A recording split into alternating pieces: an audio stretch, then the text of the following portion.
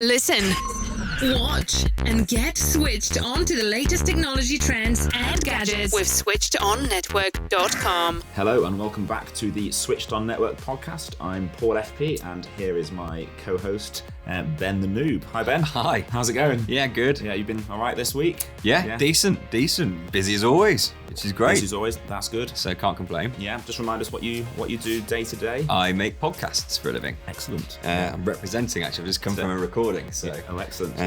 Got your merch on there. I do. Yeah, soundrebel.co.uk. That's the one. That's it. Yeah. Thanks for the plug. No worries. Yeah, always happy to plug. But no mate, all good, and looking forward to today's talking points, actually. That's almost segued into a terrible segue into what we're talking about. They're always happy to plug. Well, what about cars that you plug in? Very good. Yeah, that wasn't planned, because if it had been planned, I would have decided against it. But I'm really excited because I'm actually at the point where I know that this year we're going to have to buy a new car. She's currently got like a Citroen diesel. I can't remember which number Citroen it is, but with all this kind of talk in the press about diesel cars, being forced out of production and everything else, the value is going to drop massively, probably, in them soon. And we just want to, we got it because it was cheap. Well, I say we got it. She got it a few years ago because it was cheap. But at the same time, it is a diesel, and we would like to be more environmentally friendly. Yeah. But I suppose there's just a few kind of concerns about how they run and if it's going to conk out on the motorway or... Definitely. Yeah, that's it. Well, anyone who knows me knows that I'm a big Tesla fanboy. I own 3 Teslas shares. Yeah. Not a Tesla car yet. Yeah. But one day, hopefully before too long. I've always been a big fan of them and electric cars in general. And I've never been a massive car nerd, really. Yeah. But I enjoy driving if it's an enjoyable car in an enjoyable place. I hate motorway driving. It's the most boring thing ever.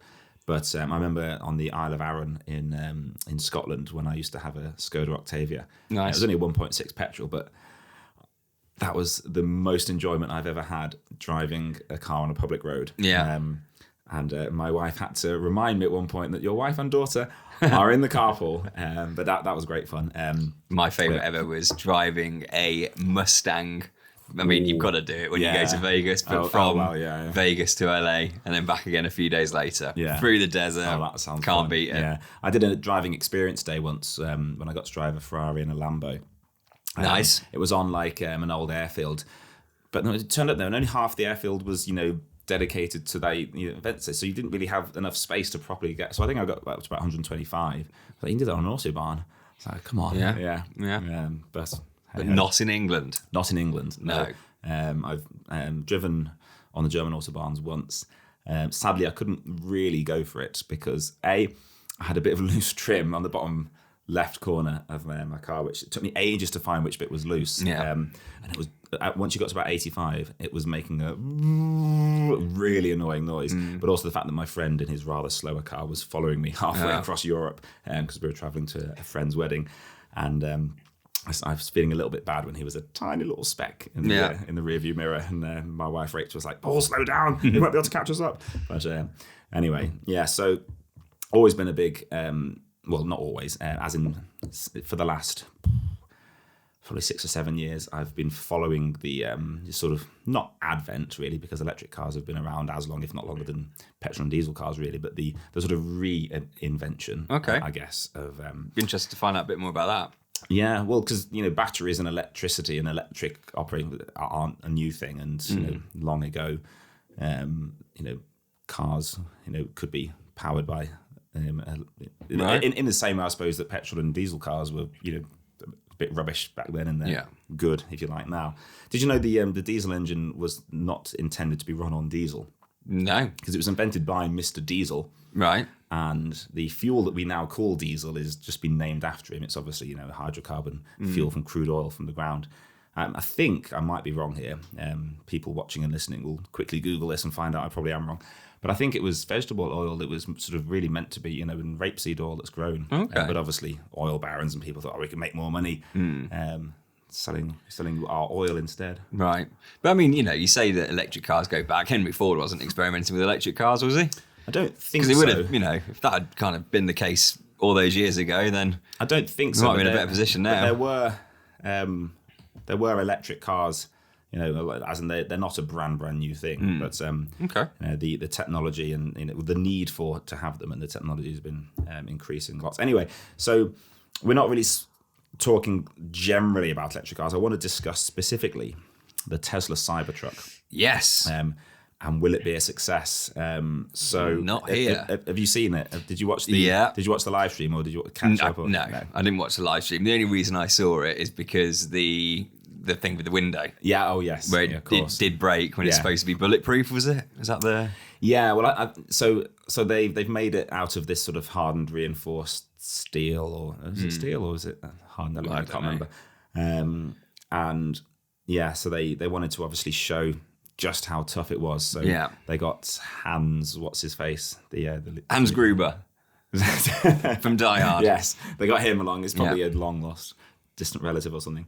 And he smacked the side of the door with a big sledgehammer just to show just how tough it was. Yeah, and then they'd had their demonstration of the different types of glass and dropped a big iron wrecking ball or whatever it was onto it, and showed how it just bounced off there. But then obviously it didn't quite go like that when they threw it at the window. But I didn't see any of those other bits. I literally only saw the clip of the window. Yeah.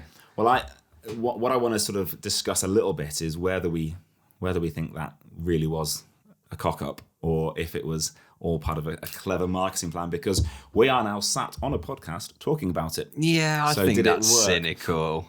Do you want to go into it now? Yeah, I think it's cynical to say it was a stunt, just because. Yeah, I get you.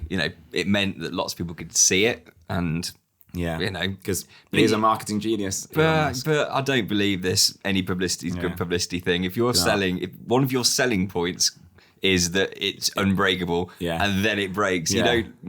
Yes, the eyes of the world are on it, but you look like a bit of an idiot. It's obviously a prototype, and you go. But I mean, I think the reason that really struck me was because he didn't seem that surprised.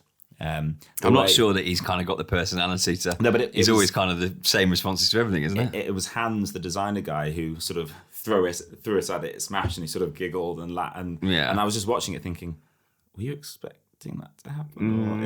Anyway, I'm not accusing them of anything, but I mean, allegedly, the reason why they've realised is that the frame and the structure of the door they weakened by smashing it with a sledgehammer, apparently. So, which makes sense. So if they'd done the demonstrations in the other order, because they've been practicing and testing it, but they hadn't tested that specific exactly what happened on stage. So, moral of the story number one is always practice exactly what you're going to do on the night, so to speak. But I don't think it was a stunt. I mean, at the same time, I did do that thing where I'm in the camp where I think it looks quite cool. Yeah, like it is the kind. Like it. Well, it's kind of for a lad who growing up, you cars and diggers and trucks and whatever else, and it just kind of looks like something from Thunderbirds, doesn't it? I mean, I'd never buy one. So why would you never buy one? Is it because of the looks? Yeah. I mean, purely the way it looks. I suppose we should disclaimer this with the fact that neither you or I, own a pickup, and we're not truck guys. So I suppose we're not really the. How many people, like in terms of kind of the demographics of the UK versus America? Yeah. Like, surely this is a car that's supposed to go through the desert in America. You can't take this to Sainsbury's. No. Do you know what I mean? Well, but people do. People have pickups and utility vehicles. Yeah, but this is plus, isn't it? Like, you'd look like a right wally driving around the streets of Liverpool in that. You would, yeah. I think you'd look probably like a right wally. I mean, as Elon Musk has been spotted in the streets of California in the last couple of days, driving it around. But yeah, I mean, when I first saw it, because obviously I knew it as someone who follows Tesla on Twitter and stuff, and has 3 shares. On Tesla. I knew it was coming up, and I'm not enough of a fanboy to have stayed up, with the time difference for the live stream or anything like that. But I hoped and presumed it would look similar to maybe the front of the Model X, with that sort of. I'm going to have to have a quick look at it again while you're talking. But I mean, the reaction has been quite stark, which has got everyone talking about it. And again, we're sat here making a podcast episode specifically about it. So from that point of view, the marketing's probably worked. I don't know if you saw Peter McKinnon in his podcast on the Matty and Pete show. He said, and I quote, "It's the ugliest piece of garbage I've ever seen in my entire life." Wow. And he's speaking as a truck guy because he's got a Ford Raptor, I think it is. Showing my knowledge of trucks there. I mean, I have to say, like, there's just basically, I've just typed in Tesla truck into Google, and it's got the actual one.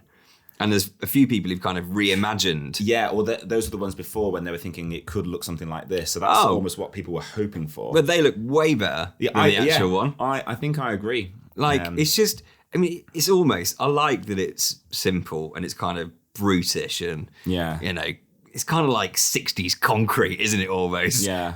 It looks tough and strong, but at the same time, you can put a few more curves on it. You can make it look a bit sexier than that. I think one comment, I can't remember who it was, but someone was suggesting that creating an electric vehicle for the trucker market and that sort of demographic, without wanting to stereotype everyone into one group or anything, is possibly a bit of a harder sell, because the sort of people that need and own a big truck, there's probably a lot of manly masculinity and stuff surrounding that, and they want a big loud vehicle that's gonna have a growl of an engine. So if they just made essentially a Model X with a big open boot section at the back, it'll just blend in and almost be ignored. But this you're making a statement and it's big and bold, and is that what they're going for? I mean, I'm not the target market, so it doesn't really matter that I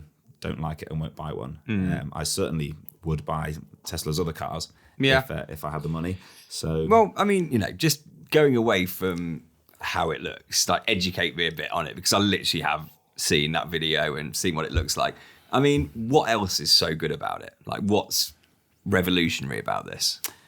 Or is it just a good marketing campaign and it's not actually that revolutionary at all? Well, in terms of the power that it has, and I mean, I find myself questioning how important that really is. How fast it's 0 to 60 is and stuff, because it's not a racing car. You're not going to be taking it around the track. I think torque on electric vehicles is a lot better than on a lot of petrol and diesel, ICE cars is the term. That stands for internal combustion engine. So an ICE car is like a petrol or diesel car. So I think that's really one area where it's a lot better. But I mean, rather than kind of, because I want to come on to electric cars and ask you a few more questions about it in general, but what about this Tesla Cybertruck, or whatever it's called? Cybertruck. Yeah. Like, what makes it so cyber? And what else is going on with it? I think the key thing is the looks. I mean, we should also mention, I don't know if you saw, they've also produced an electric ATV, which can be docked. You can have a look. Put ramps down. ATV. Yeah. Excuse me. And it was almost like one final thing at the end of the event. Oh, no, that is cool. Yeah. I do like that. It's all like a quad bike, basically. Yeah. I mean, because we're only at the unveiling stage, and obviously things will change before it actually finally goes on sale, which won't be for a while. And if you look back at some of Tesla's earlier, when they unveiled the Model X, and it looked quite different and was different spec to it, because obviously it will change and develop over time, and they'll maybe respond to bits of customer feedback. So we don't know if the ATV will be part of the package or be extra, but the fact that you can put ramps down, drive it up, and then plug it into charge off the main car, that's cool. Very cool. So if you're going to be taken out somewhere where you then have a little ATV to whiz around, I mean, I can't think of one situation in my life where I'd ever need a truck with a quad bike in the back of it. But you do kind of want one, don't you? But exactly. Of course, So I think that's exactly what it is that it's kind of like, the design could be better, but when it first kind of hits you, you go, that's different, that's kind of cool. But it is literally, it's so impractical for living in the United Kingdom. A lot of people thought it was a joke. They thought he was winding them up and it was going to, only joking. And I can see that. People were like, he just seems to be carrying on with the presentation now. And But I would like to be able to drive a quad bike around. Of course, yeah. I mean, Why not? I've only driven a quad bike once. I was 15 on my cousin's farm in Northern Ireland, and I had a little bit of a mishap. I should tell the viewers and the listeners this story. I should probably never be allowed to drive a quad bike. Well, it's because A mishap makes it sound like you wet yourself or worse on a quad bike. It wasn't as bad as that. Yeah, okay. I just crashed it quite badly. But Yeah. luckily, anyway, so I'll tell you the story. There was a to brake, you brake like you would on a bike, and to accelerate, you use your thumb. Right. And as someone who's very familiar with riding a bike, and that comes very naturally when I need to suddenly stop. I was approaching. This was on private land on their farm. I was approaching a T-junction, and from the right, the big milk lorry was coming, and I was going quite fast because you could go quite fast on those. I mean, I think the top speed was about 40 miles an hour, which sounds slow, but obviously 40 miles an hour on a quad bike, yeah, too right, on country lanes, that's nice and fast. On a private farm. On a private farm. I think I was wearing a helmet. You were. I presume I was. remember. Yeah, you remember. Yes. Yeah. So the milk lorry was coming, so I had to stop suddenly. So I did what any normal cyclist would do and did that. But obviously my thumb also went forward as well, and I accelerated forward. And these things, they go because they've got decent engine on them. I'll be petrol, not diesel, so it'll accelerate better. And it's nice and light, and obviously I'm very nice and light. I was when I was 15. And I shot forward. Fortunately, it just so happened that right in front of that T-junction was a wooden gate, not a wall. If there'd been a wall, I possibly wouldn't be here speaking to you today. We wouldn't be doing this podcast, hearing about your reckless adventures. Escapades. Yeah. And I came to rest rather sheepishly in the field, and my cousin, was he second cousin? I get mixed up with Hal. Yeah. Wasn't best pleased because I'd sort of bent the front bar a bit. So so I probably shouldn't be allowed to drive an electric ATV. Well, I mean, let's face it, you're probably not going to get an opportunity to. Well, but you never know. I mean, they might sponsor the next episode. That would be cool. That would be cool. Yeah. But no, I think, my question about electric vehicles in general, and I think it's the one that everybody comes to first. Yeah. Range. Yes. Is it getting better? Yes. Because I remember, and how much better? Because I remember we were doing a radio promotion about 4-5 years ago with the first kind of big market BMW electric vehicle. So like the i3 or i7? Yes, it was. Yeah. The i3, I think it was. Cool, great. But I remember thinking at the time, this is only really useful if you're a city person. If I wanted to go down and visit my mum and dad live in Birmingham, I'm in Liverpool. Yeah. You would. At that point, I don't think you could have made that journey in one go. One go. So and where are we now? At that point, 5 years ago, you probably were right. The thing that people need to understand is that it's a fundamentally different. Do I want to use the word beast? Yeah. It's think of the way you charge your phone. You charge it at home. But we're used to, with our ICE cars, petrol and diesel. Yeah. When you need to fill it up, you need to go out and find somewhere to fill it up. Yeah, away from home. And it just so happens that on Saturday just gone, and I'm not making this up for this podcast, but it was very appropriate. My wife had been using the car until late Friday night, and only had like 2 bars left on the tank. And we were going to meet some family about an hour and a half's drive away from here. Probably should have filled up before we set off, but with all the get the kids in the car, didn't think of that. And then we were driving on the motorway, and I glanced down. I was like, probably need to fill up fairly soon. Mm-hmm. And then the light came on. And I had to get off the motorway, and then we had to find a petrol station nearby to fill up. And we were getting range anxiety in a diesel car. Well, no, that's very true. Because we'd accidentally. Sometimes it's a fun game to play. Well, yeah. I mean, it was entirely our own fault. We should have filled up and forgot, just in the course of daily life and everyday usage. But we were having to find somewhere to. And I said to Rachel, isn't it a pain, these non-electric cars where you don't just start the day on 100%? Because that's the thing with electric cars. Most charging is done at home, and what a lot of people don't necessarily realize is that you do your charging at home. So you're not, because people always say, well, there isn't enough infrastructure, there aren't enough places to charge. You charge at home. Yeah, but it's very nice if you've got to drive. And but I live on a road where you park on road, and how's that going to work? There are lots of innovative solutions. Right, I'm sure there are. Yeah, there are things where you can. Lampposts having charge ports put on them, so you park by the lamppost and plug in there. There are ones that sort of rise up out of the ground, but the not on my road though, Paul. They're being installed and gradually rolling out. So this is where we're going to get to. Yeah. So the first point to make is that most charging is done at home, and the majority of journeys for most people are short roundabout journeys. So you often see sort of people boisterously comparing the electric vehicle. I can do 1,500 miles on one tank in my diesel car, but you don't ever do that non-stop, do you? No, quite. You don't drive that long. You'd need a wee before. Before long. So the key thing is that I think infrastructure-wise, we're pretty much there now, and there aren't many people. I don't think that, if you ignore the cost of buying an electric car up front, because they are more, but we'll get onto that.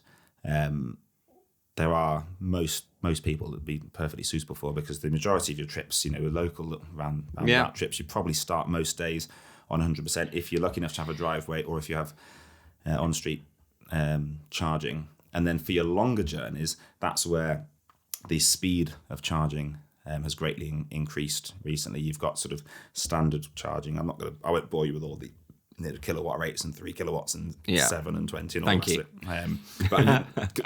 But anyone listening and watching can look that up if they want. I should also point out, subscribe to the Fully Charged YouTube channel if you want to get loads more good content. I'm not affiliated with them in any way. They're not paying me to say that. But I just really enjoy fair play. Robert Llewellyn's videos, and Johnny Smith and Maddie Moat do some on there as well. And definitely worth watching. Probably why I've become so much of an electric car advocate and enthusiast, despite not yet owning one. Driven a Model S before, but never. So in terms of range, would you be happy if you started off the day in central London on 100% and got all the way up to Newcastle, non-stop? Well, yeah, fine.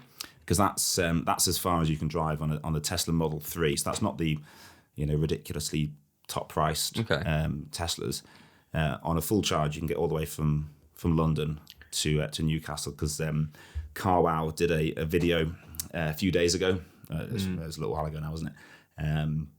Where they took, I think it was 6 electric cars, charged them all to 100%, and then drove them till the batteries ran out, which obviously you'd never do in a real-world situation. So what were some of the other ranges then, in terms of, Tesla got to Newcastle? Yeah, the Tesla won. The others... the others have advertised lower ranges because they have, they're cheaper cars with smaller batteries and stuff like that.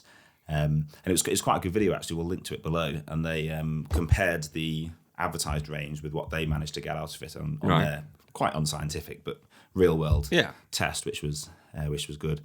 So if you wanted to drive non-stop all the way from London to Newcastle, which would be quite an unpleasant thing to do, then you could do. But with the faster charging you get nowadays, you can charge up to pretty much nearly 80% in about 20 minutes.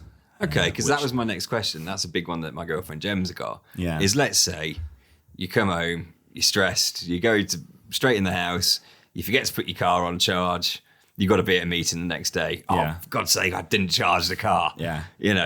So 20 minutes to get 80%. Is that kind of standard across? No, that's the fastest fast chargers that are available now. Because people will forget.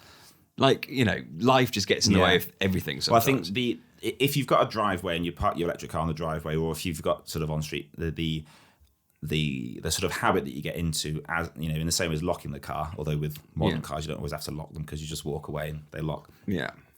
You plug it in. Now, you don't necessarily want it to start charging straight away, because you might have electricity that's cheaper after, say, 11 p.m. or after 6 p.m. or something. Right. But you can plug it in, even if it's 4 p.m, and you can tell the car, my electricity tariff is cheaper after this point, so only start actually charging. That's clever. Then. So you don't have to, 6 o'clock, I'll go and plug the car in. Just plug it in. So you'd sort of get in the habit of making that as part of your routine. You put the car on the drive, handbrake on, undo your seatbelt, close the door, plug it in the house. And then it will charge automatically then. But then you'd probably not, obviously depending on your usage, you'd probably not be in a situation where if you did forget to plug it in, you're knackered for the next day. Yeah. Because if you're sort of on little roundabout trips, you wouldn't necessarily need to charge it every day, but you probably would most of the time. Why do we have hybrids? Because that makes a bit more sense to me, in the sense of, you've got the electricity running the car, working. If you need a little top up, then the petrol kicks in. Yeah. Like, are they just going to fade out now? Yeah, that electric cars are getting better. I think. I mean, that there probably was a good reason to develop hybrids. I know there are people that disagree. I've had friendly discussions with people. I think there's no point in hybrids anymore. Okay. I think there's no point in wasting more R&D dollars developing and improving hybrids, where really we're a lot further forward in the electric car revolution than most people realize. Okay. Partly, I think, because of the change of culture and attitude and where you use a car with the whole charging at home, and it's very fast to charge. So, I mean, if you take, for example, if we drive with the family up here in Liverpool down to Birmingham, we won't need to stop, but we've got 3 kids, and I like coffee, and coffee causes me to need to use the gentleman's room. So it's quite likely that we'll stop halfway, run into the toilet. Some people might grab a sandwich or a coffee or whatever, by which time 20-30 minutes has probably passed anyway. Yeah, that's true. So it doesn't matter. In the past, and I think to some extent still sometimes, a long road trip in an electric car will take a little bit longer and be a little bit more frustrating than if you just a diesel engine, but not much really. And I think for the majority of people, if I could afford a Tesla Model 3 long range, I'd buy one tomorrow, and I wouldn't be worried about range at all. In terms of the money, you said earlier that they are more expensive than traditional ICE cars. So ICE cars, but they're more expensive up front. Yeah, but then you save on electricity is a lot cheaper. You massively save on electricity, you save on tax. The key thing is you save on maintenance. Right. Because the engine, I could Google it now, but I won't bother. It's something, ridiculous number of moving parts, and petrol and diesel engines are ridiculously complicated pieces of kit. An electric car is just 1 or sometimes 2 electric motors. There's not really much to go wrong. Okay. I think there's a bit of a joke in the. I'm not really a member of the electric car community because I don't own one yet. But you're an aspiring member of the electric car community. That's when you have your electric car service, all they're really doing is filling up the screen wash. Okay, here's another question. Yeah. Does your everyday mechanic know how to service an electric car, or do you have to take it to somewhere special? Well, all they need to do is fill in the screen wash. So yeah. Is it really that easy? Well, so obviously the drivetrain is obviously different from on a petrol car. But I mean, if this is if you've bought like a Hyundai electric car, and the Hyundai dealerships, it's just another one of their cars they'll know how to deal with. So I mean, I don't know if every single independent garage around the place would but then there's not really much servicing to be done.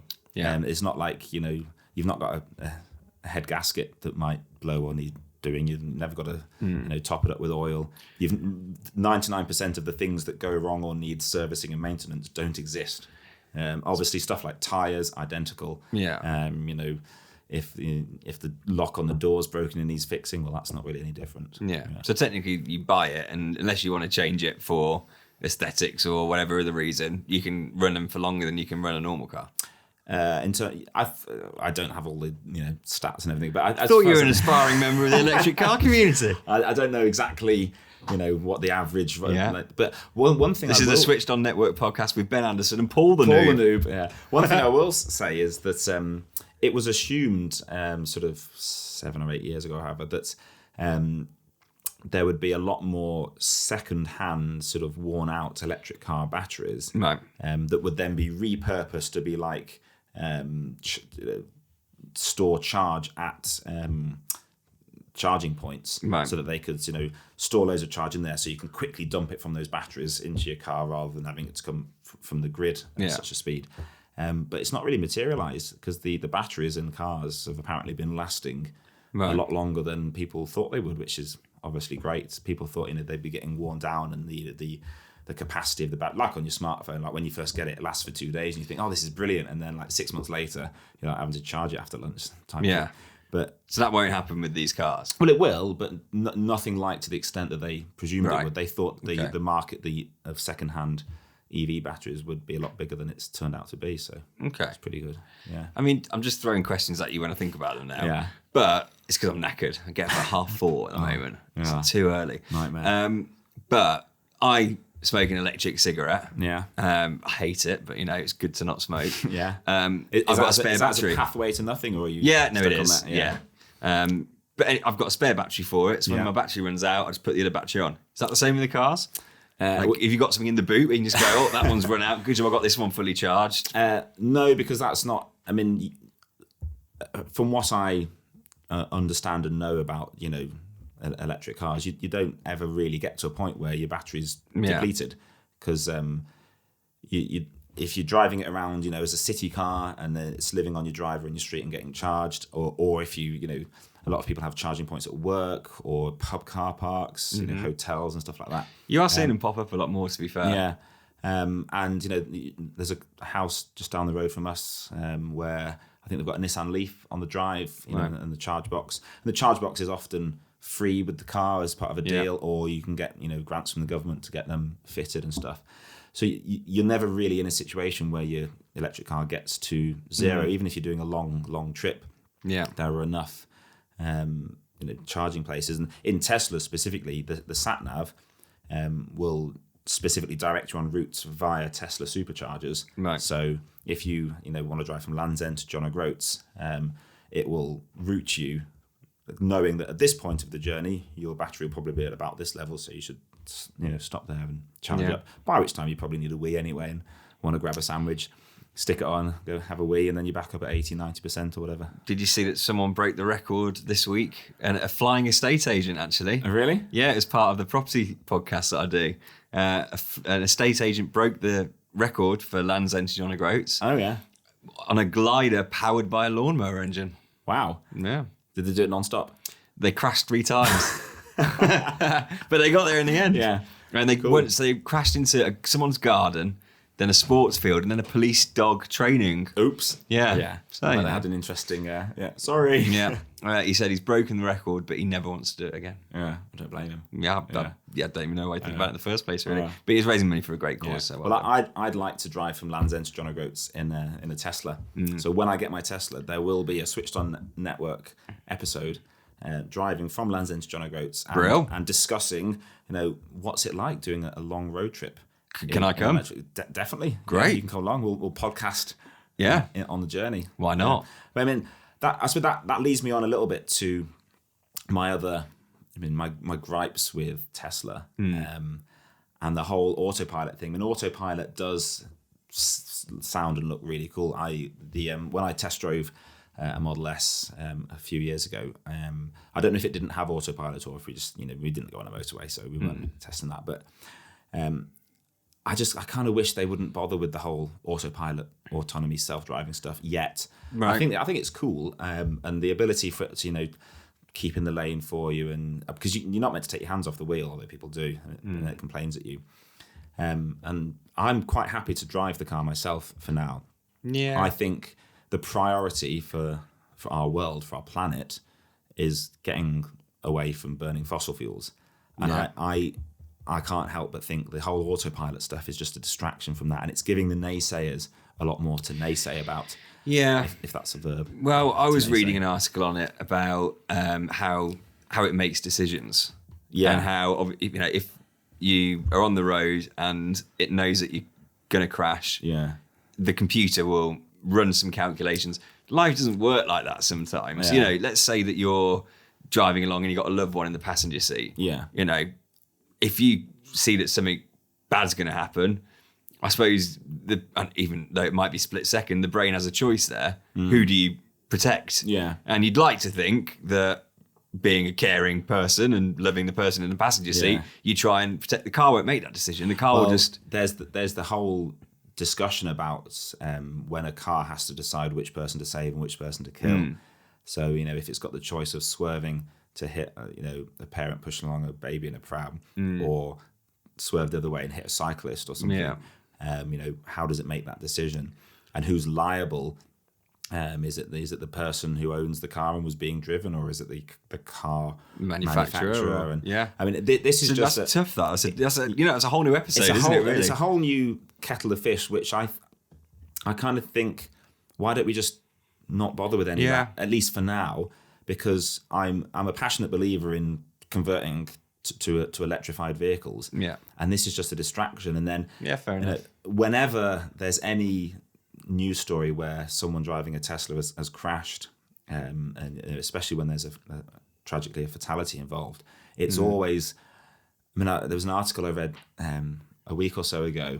I think it was on the BBC, and it was a Tesla equipped with Autopilot has crashed and the driver's died. And then sort of third paragraph in, it was like, it's not yet known if the Autopilot was engaged at the time. So why mention it in the headline? Yeah. Obviously, it's clickbait, isn't it?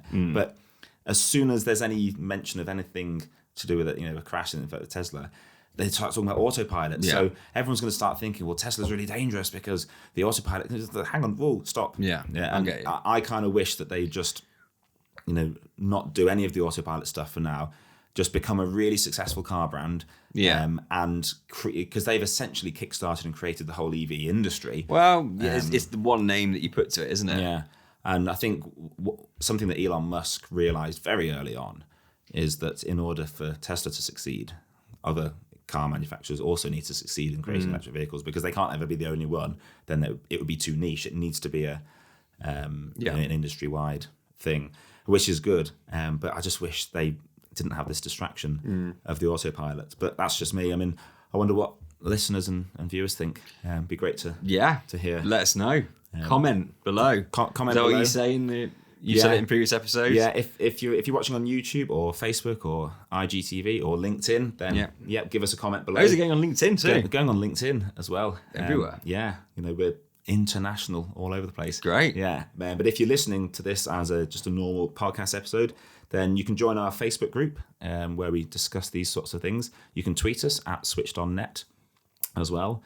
Just let us know what you think about this. You've forgotten something, because it feels like you're wrapping up the episode. Well, it started to feel like a bit of a wrap up, but I've not done my awkward segue yet. Oh, yeah, go on. Oh, what did you think I've forgotten? Yeah, the awkward segue. The awkward segue. Yeah, how can I awkwardly segue? I think we're doing it.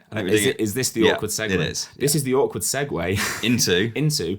Thank you to Skillshare for sponsoring this episode of Switched On Network. Ben, do you know what Skillshare is? Yeah, it's a website where 3 million people are currently using it. Yes. You get 2 months free if you use the link in the video description or show notes below. And that gives you 2 months free, unlimited access to all of their classes on design. It's like a Netflix, isn't it, for learning new things? Yeah, it is. You've been learning well. So classes in design, business, technology, and more. And it's very affordably priced after your 2 months. As little as £7 a month, other currencies are available. So if you want to learn and become more switched on, then obviously the first step is to subscribe to the Switched On Network on all platforms. And then the second step would be, what skill would you like to learn, Ben? A completely brand new skill, or what skill would you like to improve? So I would like to be able to use After Effects properly. Oh, yes, we've discussed this, haven't we? Yeah. So I still don't. Yeah. Well, why don't you go onto Skillshare, sign up for your 2 month free trial with the link in the description below. Oh, I will. And do a course on After Effects. Yeah. Trouble is that you'll be putting me out of business then, because you won't need me anymore. No, you will definitely still be better at than me. Audio's my bag. Yeah. But so thanks to Skillshare for helping to make this episode possible, and hope you've enjoyed listening or watching us today. If you haven't subscribed already, please do subscribe to the Switched On Network on YouTube, Facebook, Instagram. And subscribe on your podcast app as well. We're available on Spotify, Google Podcasts, Apple Podcasts, and that other one, Apple Podcasts as well. And if you really, really like what we're doing here at Switched On Network to help you keep more switched on to the world around you, then you can support us on Patreon if you would like. There's a link for that in the show notes and video description below. You also get some cool perks. You get discounts on the merch if you're a patron. You get some exclusive behind the scenes access and certain resources and stuff we make available just to our lovely patrons. And we might even read your name out in a future episode, which would be very cool. Yeah. But apart from that, thank you very much for watching and listening. Don't forget to subscribe, and we'll see you in the next one. Goodbye. Bye for now. You've been listening to the Switched On Network podcast, produced by Sound Rebel and Innobella Media. We hope you enjoyed this episode, and if you did, then please subscribe on YouTube, Facebook, Instagram TV, or your chosen podcast app, and give us a thumbs up, click like, or give us a rating and a review. You can follow us at Switched On Network on Facebook and Instagram, and at Switched On Net on Twitter. Discover more great podcasts at soundrebel.co.uk.